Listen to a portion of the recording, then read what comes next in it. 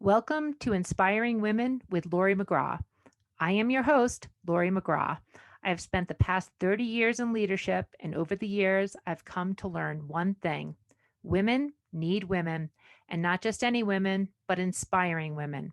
Tune in every week to hear from women at the pinnacle of their careers and from others who are just starting out. Episodes can be found at inspiringwomen.show or subscribe on your favorite podcast app. Thanks for listening, and I hope you will be inspired.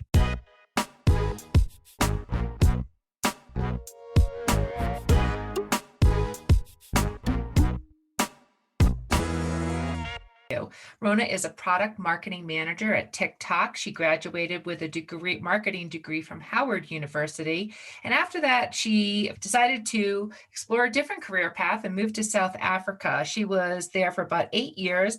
She worked at a design agency, launched her own brand consultancy. And after 8 years, she made a pivot into tech. Now, Rona attended Columbia Business School while working in product marketing. She worked for big brands like Spotify, IBM, Unilever, others. And today she's at TikTok. And Rona, I am so excited to be speaking with you today. Thanks, Laurie. Thank you for having me.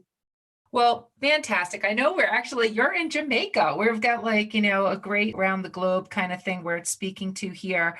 Why don't we start like I always do on Inspiring Women with what are you doing today? What is your day-to-day in your current role at TikTok? Well, today I'm working from the beach. As you mentioned, I'm in Jamaica, which is nice. But yeah, I'm actually a senior product marketing manager at TikTok. I've been there for about a year and a half, and I cover our branded hashtag challenge. What does that mean? And I've actually watched a number of both your podcasts and interviews that you've done, Rona. I mean, it seems like you're really trying to build brands and do it from a business angle. I am not a TikTok user. I'm not into doing the little dances and figuring out how to go viral, although I'd love some tips, but you're on the business end. Yes. So I work on the advertising side of the business. So I, work with the team that's helping brands land their own kind of identities and connect with users on the platform. So the branded hashtag challenge is one of our marquee products. It's probably one of the most unique products that we have. And effectively, advertisers get a chance to create different concepts and engage with a community of users on TikTok and get them to participate and co-create with their brands. And we get crazy numbers. I mean, we're seeing like 2 billion views for one campaign. So it's really a unique product. But yeah, on the advertising side of the house, we work directly with the monetization teams and help advertisers, activate on TikTok. Well, I really want to sort of dive into a little bit of this combination of technology and social media and marketing. But before we head into that, Rona, I want to back up and get a little bit more about your background. So you started with a degree from Howard, then you moved to South Africa, then you, after years there, starting your own company, then coming back and going into business school and pivoting to tech. Can you walk us through a little bit of the career journey and some of those choices along the way? Sure. It's always crazy hearing other people talk about my story because it is kind of an adventure. But just to back up in terms of like how I ended up in South Africa. So, you mentioned I went to Howard. My best friend is an American girl who actually grew up in South Africa, and she invited me to go visit the country. This was back in like December 2008, going into 2009. We were supposed to go for vacation for New Year's Eve. I went there and honestly, I loved it. I changed my flight to return to the States like 3 times.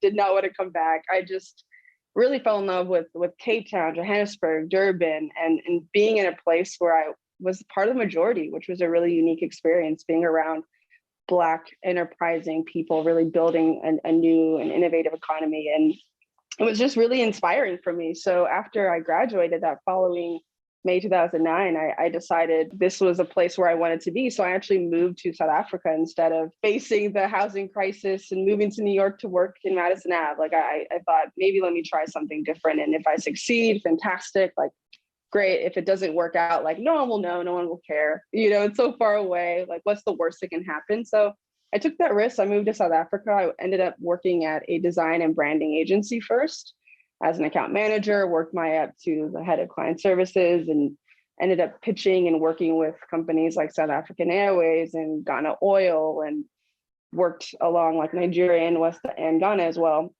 But eventually I realized, I'm working within the small business. I feel like I'm doing so much. I'm stretched. I have like 10 different roles.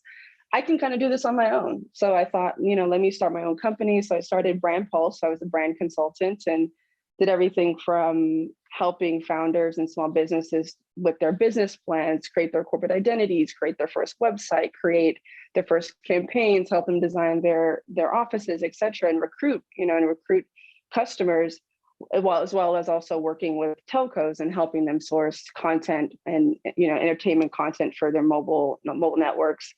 And I kind of dabbled in other things along the way, tried and failed to launch a music streaming service. But yeah, all of those different experiments led me to realize that I really just love working with brands and helping them realize themselves in different ways, and working with founders and musicians and artists, and also helping them monetize their ideas. So all of that kind of led me to realize, it's time to come back to the US. I had spent 8 years in South Africa, and I really just wanted to upskill and re-enter the US market, and thought, what better way to do that than going to business school? I can gain a new network, try different things, and really figure out like, what am I trying to do here? And give myself that 2 years to just really focus inward. So that's what I did. I went to Columbia Business School, had the time of my life. I learned so much. It was truly a transformative experience. And while there, I interned at Spotify. I was a PMM intern, and eventually, after I graduated, July 2020, I landed my gig at TikTok. So it was it's been a bit of a roller coaster, but I think ultimately, I just have been trusting my instincts along the way. Well, it also sounds a bit like a storybook. So I want to sort of dig into a couple of these things here. So first of all, being inspired by people from a vacation, and then having the, courage to just say, hey, this is the community that I want to be around, other Black entrepreneurial, enterprising individuals, creativity, having artists and founders be the types of people that inspire you, and then having the courage to start your own business. Now, 40% of new businesses are started by women. So that's not necessarily a small number, but at a young age to be able to do that seems like it comes with some courage and everything else. So Rona, as you think about those things, did you have a career vision for yourself when you started out, or are you just learning it along the way? You say you're trusting your instincts, but did you have early instincts that sort of led you to a direction? Just wanted to get a little bit more on that. It's hard to say that I had like a big vision. I mean, I started off as a biology major at Howard, so I thought I was going to be a plastic surgeon or dermatologist. I later realized, I think I don't really love my science classes as much as I should to really end up in the medical field. So what do I love? I started off as a dancer. I started with ballet, tap, and jazz. So I've always been within art, the artistic field within the fine arts community, and thought, well, maybe I should start a dance studio one day. So what do I need to do that? So I went and studied business. So thought that was kind of like a catch-all for me to figure out what I wanted to do, and eventually start again a fine art studio. So no, when I graduated from Howard, I really wasn't sure what I wanted to do, but as I worked at this design and brand agency, and as I worked within the advertising space, I realized I actually really loved it. I got to lean into my desire to understand people, what drives them, what gets them to buy things and do things. So the real consumer behavior behind advertising and the psychology behind advertising, I just started to really enjoy. And it's kind of just led me to this idea of being a leading woman in marketing and entertainment. So that's kind of like the broad vision. I think as I work within like tech and with startups, I've also realized that helping artists and brands and creators monetize and sustain their careers is actually something that I really, really love to do. It just makes me happy. So why not make money doing there? So yeah, I don't have like a huge career vision, but I see myself working alongside creators in the long term. And you're doing it, and it seems like you've done it in a couple different already, couple different angles, and now obviously at TikTok. So when you've had these different sort of opportunities to pursue a next thing or move as you're learning that this is an area you want to focus in, how do you determine when it's the right time to make a pivot or make a move or pursue sort of a next thing? What's that process for you in terms of when you know it's the right time? And similarly, have you ever had the chance to have an opportunity and then you turned it down because it was not the right one for you at that time?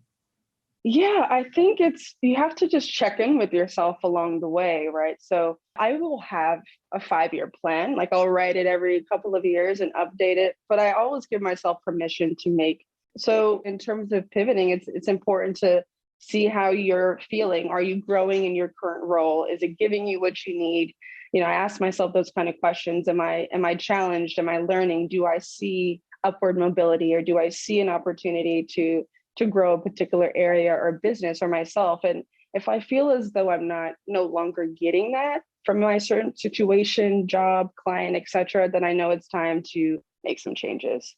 For me, I think going back to school was probably one of the biggest pivots I made. Having had my own company, I was running it for 8 years, and obviously you're giving up a lot by making such a drastic change. But I think at that time I realized it was what I needed to really get to the next level in my career, especially in a developed market. So I think, again, just asking yourself those questions, like, where are you trying to go?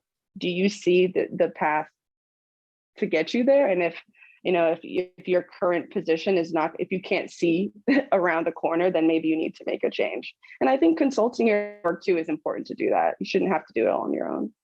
And when you're building your own business, I mean, that's like business school, in real time on the fly. So to make a choice to go back to business school, that is a pivot, and a thoughtful one at that. Rona, as you, again, along the way, and I like this description you just gave to yourself of intending to be a leading woman in marketing and entertainment. With that as perhaps a vision for yourself as what you are today and what you intend to be ongoing, who inspires you? Do you have a coach, a mentor? Who are the types of people, or do you have somebody that's like, this is who I'm really aiming to be more like? Yeah, there are many. I'd first have to say, like, my parents inspire me. My parents are Antiguans. They are born and raised in Antigua, and they migrated to the US. And they have definitely given me a lot of the tools as immigrants, as people of the world, to just go to places, transplant yourself to a new space and just create. I think their ability to do that has really inspired me. When I look outward to like the industry, there are definitely people that I look to that happen to be women, as a source of inspiration to me. And one of those women is Bozoma St. John, the CMO of Netflix. I think the way she's navigated her career when being a truly authentic woman disrupting the industry has been a huge inspiration for me. The fact that she's a Ghanaian woman and she wears that with pride, she wears her heritage with pride. I think that has given me permission to wear my hair natural. I think it makes me, I feel most confident with my hair natural or with braids or to do whatever I want. Little things like that, seeing yourself represented has been a real gift. I'd say, I don't have many mentors and coaches, but I do have some that I've kind of claimed as my own, whether they know it or not. Danielle Lee, who's now the head of the fan experiences at Warner, is an incredible mentor to me. She actually gave me my first internship at Spotify when she kind of led the entire ad solutions business there. And yeah, she's just been an incredible partner in terms of just guiding me from here and there, giving me advice. But also, I would have to say I've thought about it lately, like maybe I should hire a coach because I've been having this need to fill certain gaps and I think a coach could help get me there. So yeah, I'm on the lookout. Well, there are definitely things to look at. And by the way, like Badass Boz, who I follow Yep. too, is incredible, amazing, and incredibly inspiring. I think that she has a lot of wisdom to offer. So not a good person to sort of model your own career path after, I'll say that.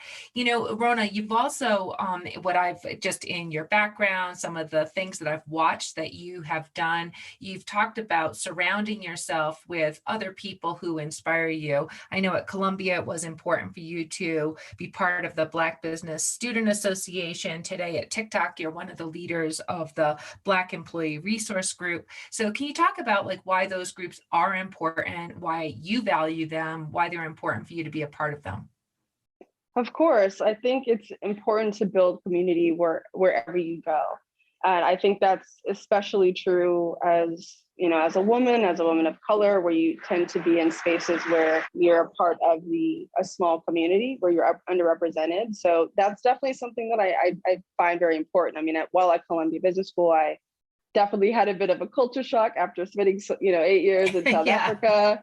You'd imagine, I'm back in school. I'm like, what is going on? How do I navigate this very foreign, unusual space? And remember, I also went to Howard for my college experience. So I really wasn't familiar with like the do's and don'ts of navigating an Ivy League school. So I definitely needed my tribe. So I looked for those different groups, and those groups were pretty intuitively like the Africa Business Club, the Black Business Student Association, as well as the Media Management Association. And I leaned into those groups to just kind of find community, and also to just find people with similar interests, with people that could give me the unwritten rules and just kind of help uplift me when I was stressed out, because it's a very stressful experience in business school. But even with TikTok, I got there and it's still a pretty young company, so there wasn't like a really fleshed out employee resource group, and there was an affinity group when I first joined, but I thought it was really important, like, to bring us all together, especially in a virtual world. So I haven't stepped foot in an office yet. Everything that I've done with the company has been virtual. So it was just really important to get there, to create like happy hours for us on Zoom, to create ways for us to just like connect and share and not feel alone, because it can be a bit isolating when you're working from home, especially as a minority. So yeah, I think going to places, and if you don't see what you're looking for, just give yourself permission to create it. And I think that's what I try to do wherever I go. Well, creating community for dealing with those types of things you're trying to navigate, and stress is a big one, right? As we're in this pandemic, as we're all getting used to virtual is the new normal, what does that look like? And there are definitely some positives, the losing of human contact in ways that is just socially difficult sometimes to navigate important things that you're trying to do in work. That's just fantastic that you're putting the personal effort towards those extra things that are helpful, probably not just for you, but so many others who participate in those groups. Just wonderful. So I want to talk a little bit about being a Black woman in tech. The numbers there, you know what they are. They're not fantastic. You're one of not enough. And there's also some, I've read some things, Forbes recently talking about the streaming platforms being quite helpful, actually, to giving voice to different communities of color and the like. So you've been at TikTok for a little bit now, and you've been involved in other sort of big social platform types of companies. So what are you seeing? What are you experiencing? What are you seeing? Are there reasons to be positive? Are you finding these efforts around DEI not enough? I'm just curious as to what your experience is. Yeah, I think, like you said, the streaming platforms have definitely been democratizing content and definitely diversifying content. And that's been something I've been really excited to see. I mean, the fact that the #1 Netflix original show, Squid Games, just took off the way that it did, and it's a Korean film, it's not even in English, and somehow it's captured the entire world. That's really exciting to me. The fact that the song of the summer, Essence, is by Wizkid, a Nigerian artist that I've been following for the past 10 years. So I do think that the access to streaming platforms has been incredible, and definitely empowering different artists from all over the world to share their arts and their craft. Of course, there's more we can do as businesses to diversify our products, to diversify our workforce. So when you have the representation internally, you obviously see it also in the products and in the communities and in the audiences you're able to reach. So I think that's something that I'd like to continue to see be developed. I think at TikTok, it's definitely a priority. At least it's been communicated that DEI is something that we want to ground ourselves on and measure ourselves on as a business. I can say as an employee, one of the things I was kind of curious about was like, what are we doing to attract more Black talent? So it's one thing if we're mobilizing, creating these activities so we have community, but what are we doing to open the door and increase our pipeline? So one of the things I proposed to executive leadership was to have a historically Black colleges and universities program, right? An HBCU pipelining program. And that's something that fortunately we're getting off the ground. I mean, we had our first HBCU open house and recruitment event about 2 weeks ago, and it was a huge success. So we're clearly trying to increase our Black population internally now, and it's something that has been getting a lot of support. And I'm seeing a lot of these initiatives within other tech companies. I mean, Google's Tech Exchange is an example, Amazon Entertainment. There are many kind of programs that are working on diversity hiring, which I think inevitably will help with diversifying content in the long run. So there's more we can do, but I think there are definitely trailblazers trying to make this happen at a grassroots level. Well, it also sounds like you're one of those trailblazers, which is, again, just excellent, Rona.